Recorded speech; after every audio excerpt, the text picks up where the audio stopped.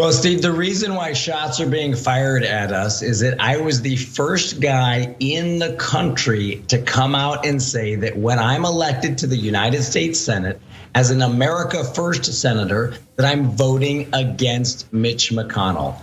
And what we found out today is that, and your audience has seen this, you've seen the lies against President Trump, you saw the lies against Brett Kavanaugh. What we found out today is that rhinos are now working to make more false allegations. So we got rhinos making false allegations, according to Eric Greitens. He's there also, again, talking with Steve Bannon on his War Room podcast. Now, he's talking about how his ex-wife is now filed, as part of their child custody battle, because now his ex-wife, about this battle going back and forth. And part of that, she did say there was abuse that happened from her ex-husband there, and also towards her and the children. So the accusations have been ratcheted up. So let's go more about how he said his ex-wife also met with those rhinos in DC, because this has become very political, according to him. Watch. My most important job is being a great father to my boys. And we just learned that my ex-wife was in Washington, DC, meeting with political operatives. And just this morning, they launched a series of false allegations against us. And the fact is, these are completely baseless. And just like, just like the fact that.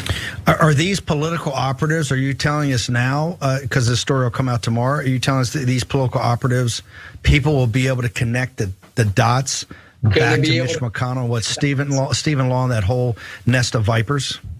You're going to be able to connect the dots directly to Mitch McConnell.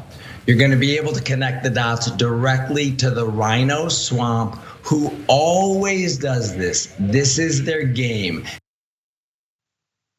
Michael, really fast, before we get to the details of what's going on with his ex-wife's allegations, that has honestly some Republicans very turned off to Greitens right now.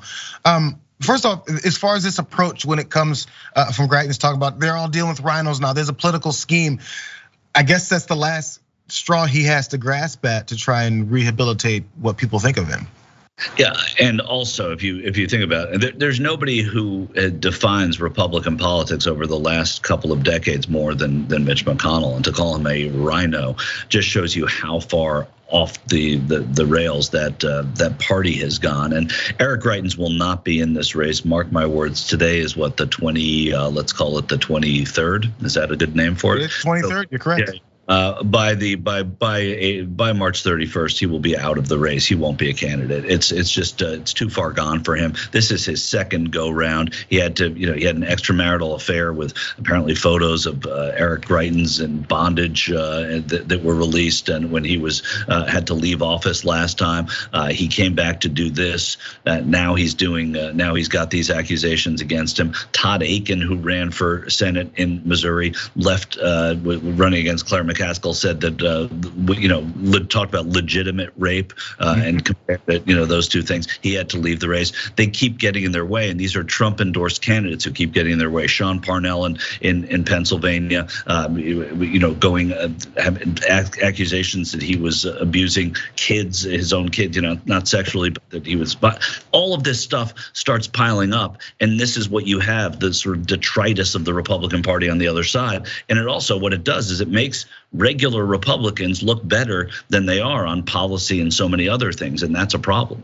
Well, that's why they may distance themselves from it. You mentioned how he had gotten busted and had to resign before, or step back from office for. Let's look at some of those allegations from his ex-wife now that does have many of those folks turned off. So Sheena Greitens, she alleged that prior to their divorce, Eric Greitens knocked her down and confiscated her cell phone, wallet, and keys to prevent her from calling for help.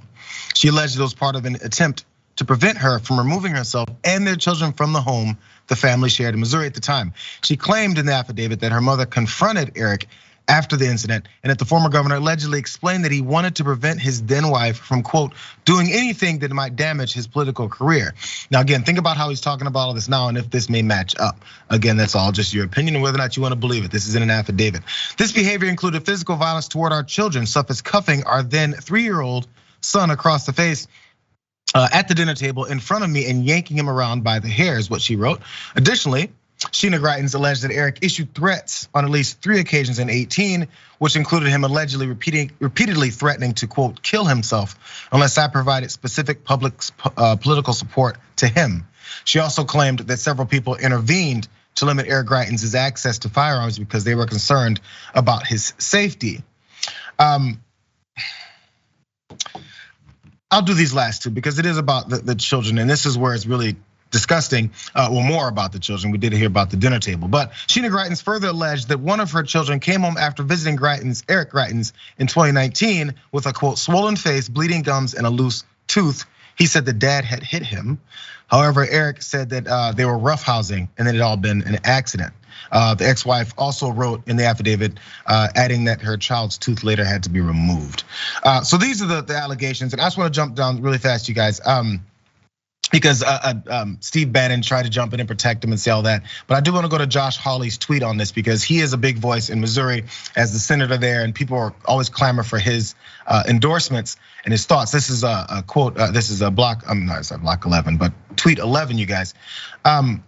Josh Hawley says, if you hit a woman or a child, you belong in handcuffs, not the US Senate. It's time for Eric Greitens to leave this race. Now, I want you guys to think about how much Republicans circle wagons and talk about how that really didn't happen. And these are just a bunch of, this is the media and libs trying to make us look bad. I mean, look at Donald Trump and all the accusations he had and how they circled the wagons around him. So there must be some level of believability that they have on this, that they're willing to tweet things like this directly and put his name out there. Yeah, I think that's the case, and I think we know that's the case, that there is something that is keeping this story alive because it's likely true. If I were Sheena Greitens, I would probably change my last name back to whatever it was before. Yeah. But truthfully, I mean, this is someone who's not qualified to be in the Senate, to be a candidate, and won't be a candidate. We will not be talking about him. Once they turn on him, it seems like it's pretty much over.